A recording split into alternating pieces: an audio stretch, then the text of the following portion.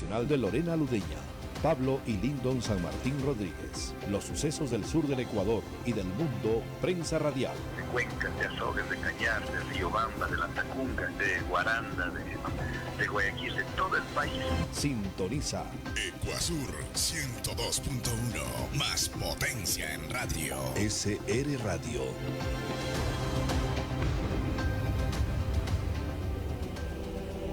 En prensa radial, el análisis político del momento.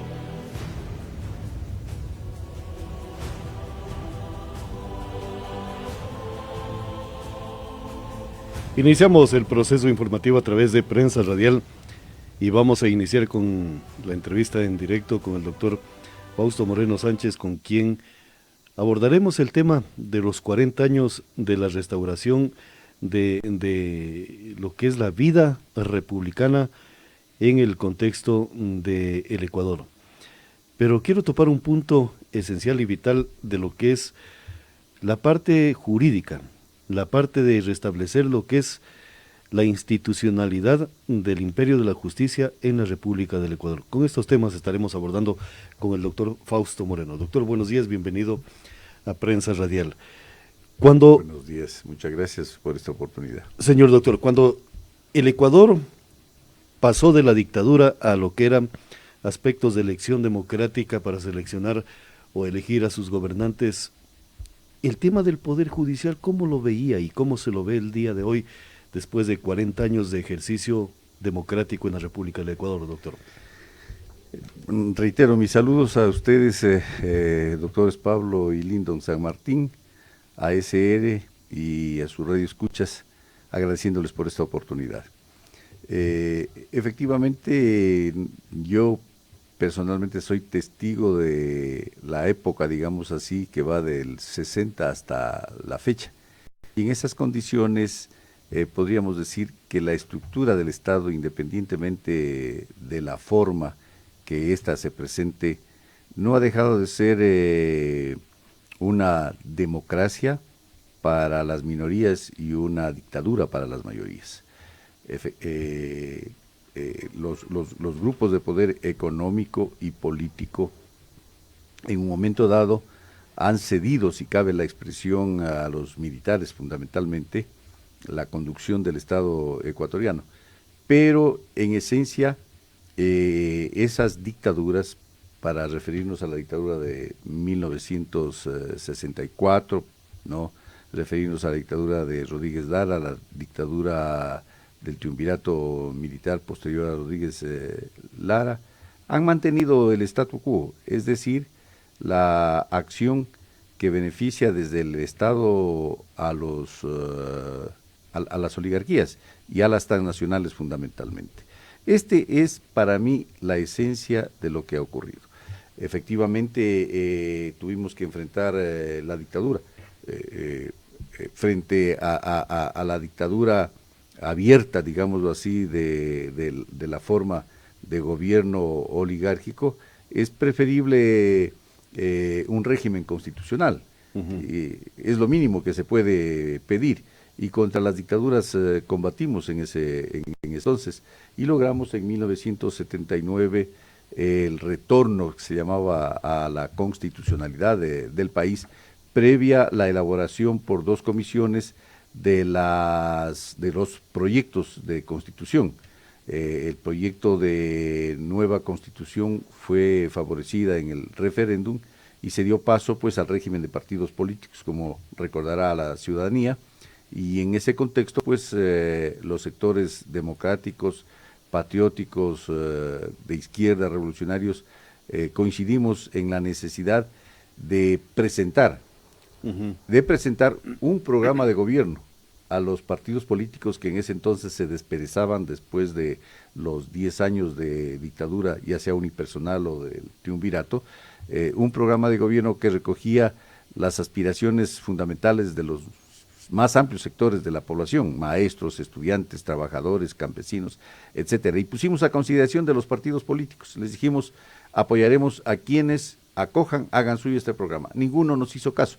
Por esa razón es que en torno a este programa de gobierno constituimos el Movimiento Popular Democrático en 1978, que frente a su integración, esto es, a los sectores que habíamos combatido a las dictaduras, despertó muchas expectativas en los sectores populares, y más aún en torno al binomio que se constituyó de Camilo Mena y Jaime Hurtado. Y por lo menos en nuestra provincia, de lo que podemos dar fe, las movilizaciones, las concentraciones que se hicieron con ocasión de la visita de este binomio fueron multitudinarias, y eso despertó el temor de los grupos de poder y de la embajada norteamericana, que por el momento impidió la legalización del Movimiento Popular Democrático y la participación de Camilo Mena y Jaime Hurtado en la contienda para presidente y vicepresidente de la República. Claro, señor doctor, pero hay que poner en contexto una situación en el momento de que el pueblo ecuatoriano es llamado a las para elegir mandatario que pueda gobernar el Estado ecuatoriano. Las dictaduras surgieron en América Latina como una contraposición no solamente ideológica, sino también de sostener la conducción de los estados para evitar que el comunismo aterrice en América Latina, y por eso existió el Plan Cóndor y también lo que era la Alianza para el Progreso propiciada por los Estados Unidos. Entonces, doctor, bajo ese esquema político latinoamericano, el momento que el Ecuador decide retornar a la vida democrática, los partidos políticos, ¿qué fundamentación política tenían en ese contexto? Bueno, yo quisiera discrepar un poco de su aseveración, doctor Pablo, respecto de los orígenes y los propósitos de las dictaduras. Yo creo que hay que diferenciar, por ejemplo, la dictadura cuadrúpeda, que se llamó la de 1960, porque estaba integrada por 4 altos jefes militares en el país, fue como resultado precisamente de la Revolución Cubana. Es decir, el temor a la Revolución Cubana y el temor fundamental a que el movimiento campesino en torno a la reivindicación de la tierra crezca y llegue en cierto modo a poner en riesgo el status quo.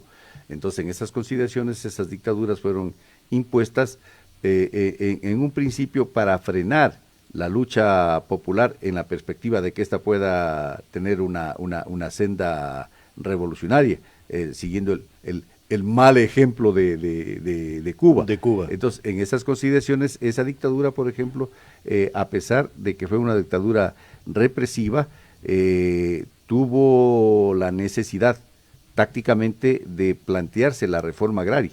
Es decir, un remedio de reforma agraria para contener la lucha campesina, que en algunas provincias como la nuestra fue fuerte, especialmente a fines de la década de los 60, que determinó incluso más adelante el asesinato de Francisco Cumbicus, un líder campesino de nuestra provincia. Y luego las dictaduras, particularmente las de 1970, en el caso ecuatoriano, tomando en cuenta la correlación de fuerzas en el país, fueron impuestas con el propósito de garantizar la implantación de un nuevo modelo de acumulación capitalista en favor del capital transnacional y evidentemente de los grupos de poder económico criollos que siempre han jugado hasta el momento el papel de socios y sirvientes del capital extranjero.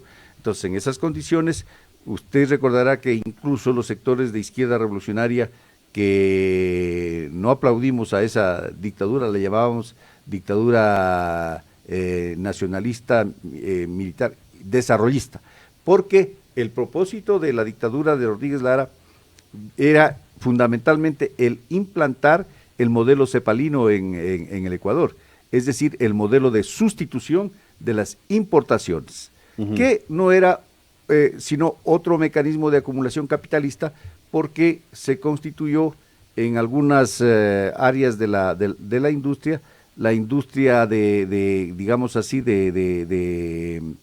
¿cómo sería el término? Pues no, una industria complementaria, si cabe la expresión, a la adquisición de los elementos fundamentales de los productos en el extranjero. Pero ¿por qué nos resultó atractivo, por ejemplo, esas nociones políticas del nacionalismo militar de Rodríguez Lara a los sectores populares del Ecuador, doctor? Porque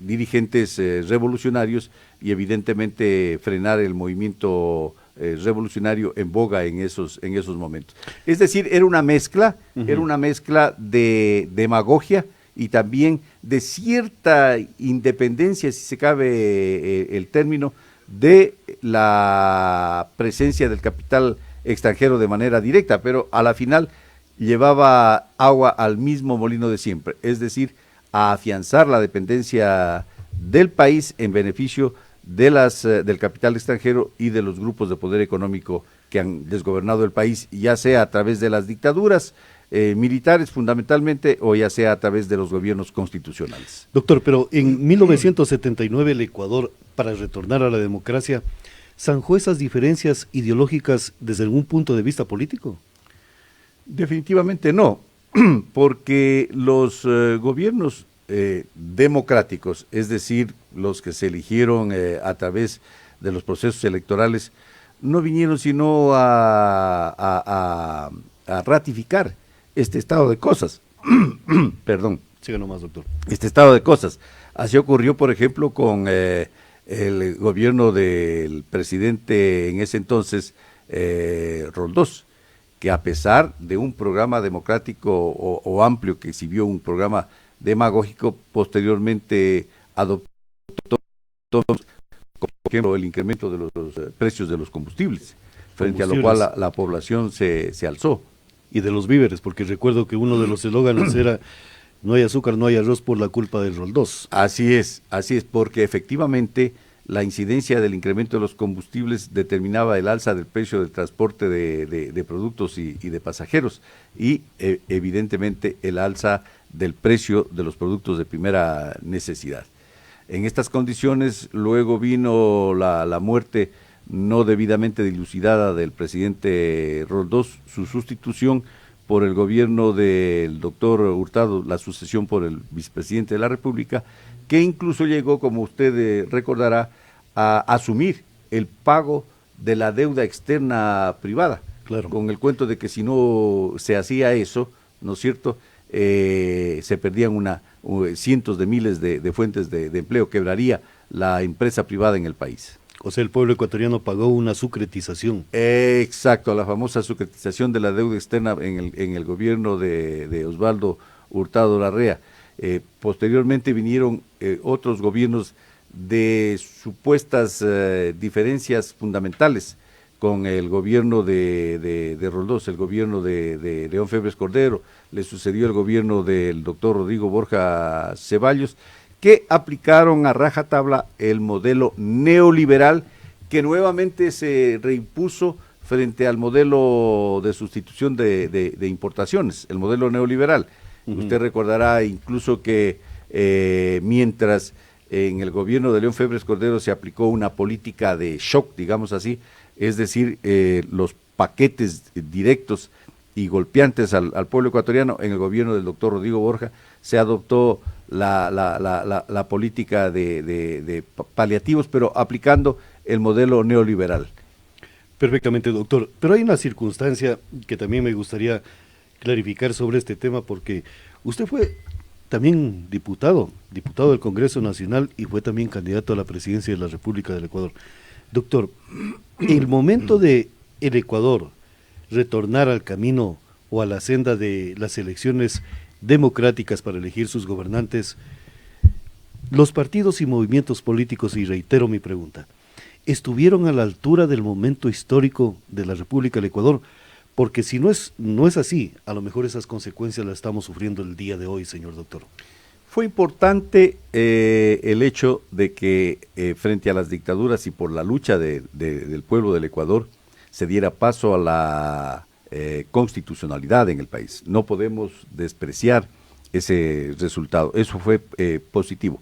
Pero obviamente los partidos políticos que habían estado funcionando hasta antes de la dictadura se desperezaron recién porque jamás abrió la boca en el transcurso de los 10 años de dictadura unipersonal o triunvirato o triunviral, digamos así, claro.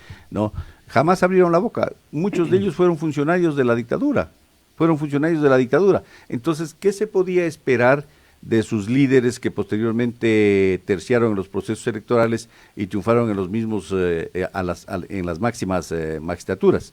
Obviamente el presidente Roldós en ese entonces tuvo un discurso amplio, democrático, si usted quiere populista, ¿no? Pero a la final, en lo fundamental, se continuó aplicando la misma política con diferente estilo, si cabe el término.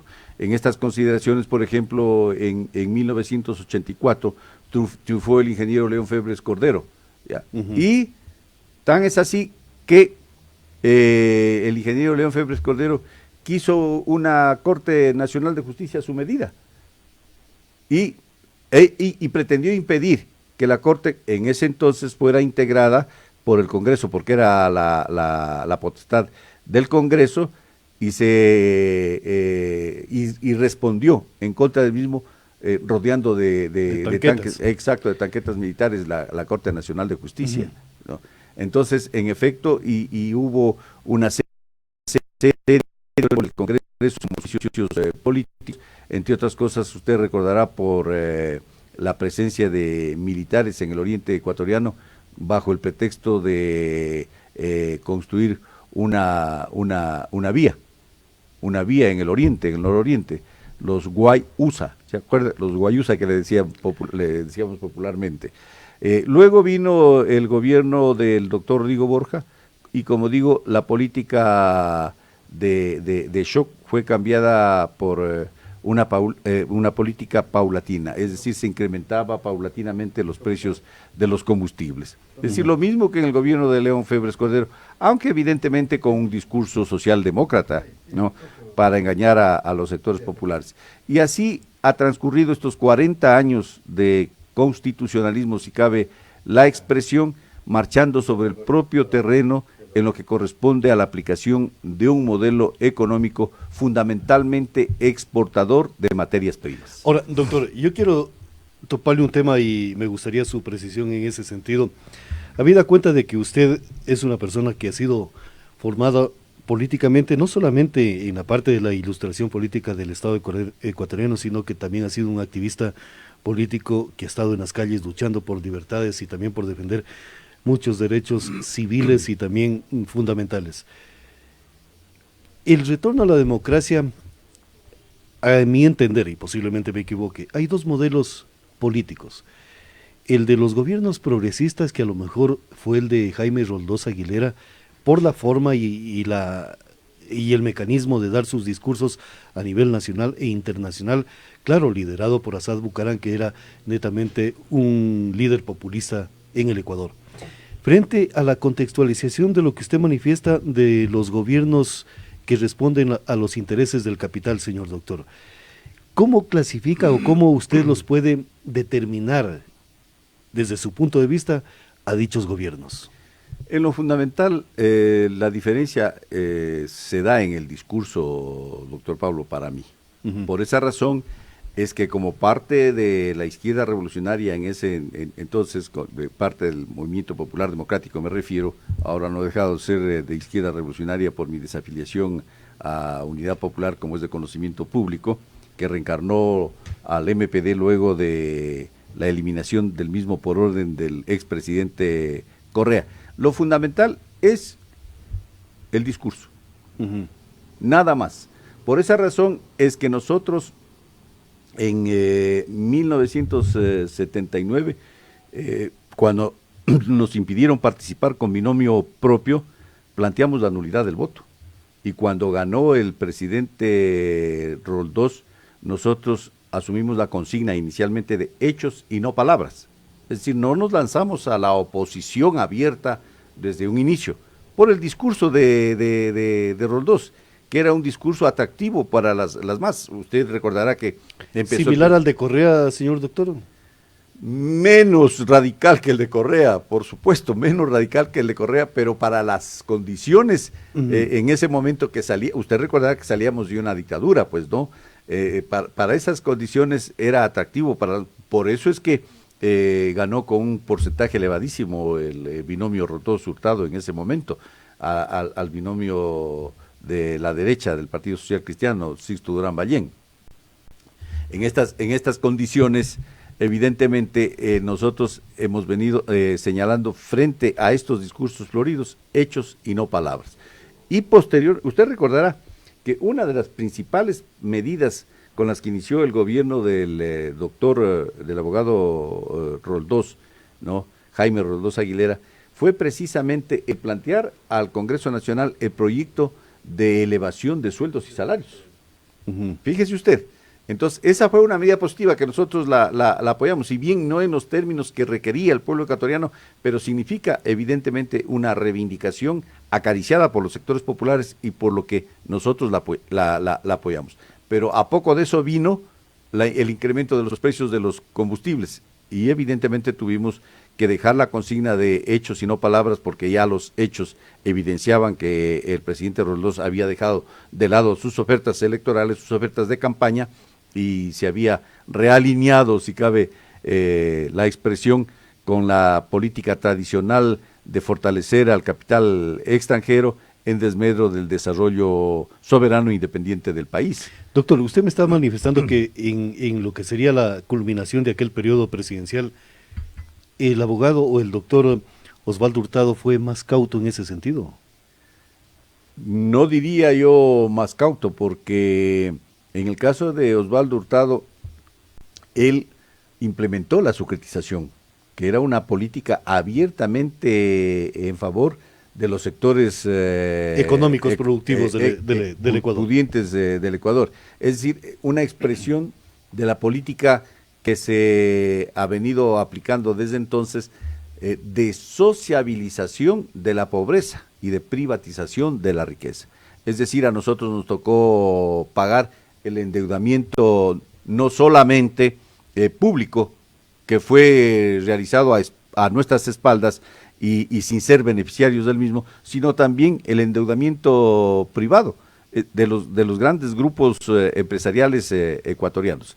Y esta medida se la mantuvo en los gobiernos posteriores. Nunca se revisó esa decisión. Y evidentemente un elemento que también se ha evidenciado en unos y otros gobiernos, los dictatoriales y los constitucionales, es el fenómeno de la corrupción, lo que refleja de que en lo fundamental la estructura económica, que es la que produce todos estos desajustes, todos estos desafueros, estas aberraciones, no ha cambiado. La matriz productiva del país no ha cambiado. En estas condiciones, usted recordará que los partidos políticos venían funcionando y participando en los procesos electorales, y por sus hechos la ciudadanía se cansó, y por esa razón es que aparece un offshore, si cabe el término, en este caso el economista Rafael Correa Delgado, ¿no? planteando, vea usted, tesis radicales, ¿no es cierto?, para el sentir del pueblo, la revolución ciudadana y el socialismo del siglo XXI, que no es sino algo más de lo mismo, es decir, de lo que ha venido a ocurrir, porque la práctica demostró eso, y además de que fue un gobierno corregido y aumentado en relación con otros similares como el del abogado Roldós, por ejemplo. Ahora, señor doctor, en el sentido de la gobernabilidad en estos 40 años, ¿quién ha conducido más el Estado ecuatoriano? ¿La derecha, la izquierda o los gobiernos populistas? La derecha siempre lo ha hecho. Y lo fundamental de este acerto está acreditado por los beneficiarios de las políticas de estos gobiernos. Siempre han sido los grupos de poder económico, para referirnos a uno aparentemente más radical, el de Correa. ¿Quién no sabe de que el gobierno de Correa permitió a la banca obtener en este periodo las utilidades más cuantiosas que haya tenido en la historia de la banca en el país? Y sigue ese proceso en el gobierno digamos, en el Correato, ¿no es cierto?, con la figura desde la presidencia de la República del licenciado Lenín Moreno. Entonces, en estas condiciones, los gobiernos dictatoriales y los gobiernos constitucionales, de hecho, han servido para refrendar el estado de dependencia del país frente al capital extranjero, frente a las multinacionales, y para refrendar las acciones que con el capital extranjero han beneficiado a los grupos de poder económico locales. Doctor, ¿ha habido gobernabilidad constitucional en el Ecuador? Usted hace referencia de los gobiernos constitucionales frente a los dictatoriales. ¿Cuáles son esos gobiernos dictatoriales?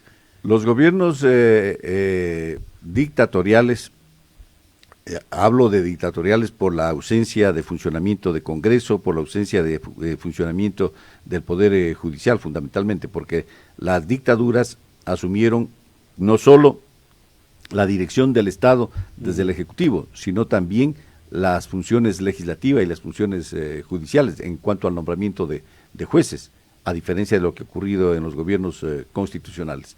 Pero en lo fundamental, la gobernabilidad en el país no se ha dado precisamente porque los gobernantes han actuado al margen del discurso que han elaborado. Es decir, los hechos han contrastado con sus palabras. Mientras hablaban de beneficios para los sectores mayoritarios, para los sectores populares, mientras hablaban de desarrollo del país, los sectores populares contrastaban en los hechos que su situación no iba mejorando, sino más bien empeorando, que la situación de desarrollo del país no era tal, sino que se mantenía en lo fundamental el estancamiento que garantiza que nosotros seamos exportadores, inclusive netos de capital, hacia los países altamente desarrollados. Ahora, doctor, en la actualidad quisiera preguntarle algo muy fundamental. A criterio personal, y posiblemente estoy elucubrando fuera de lo que sería la contextualización política del Estado ecuatoriano, pero como usted dijo, las palabras y los hechos determinan esta circunstancia. El Ecuador sale de una situación democrática que tiene un sesgo de dictadura.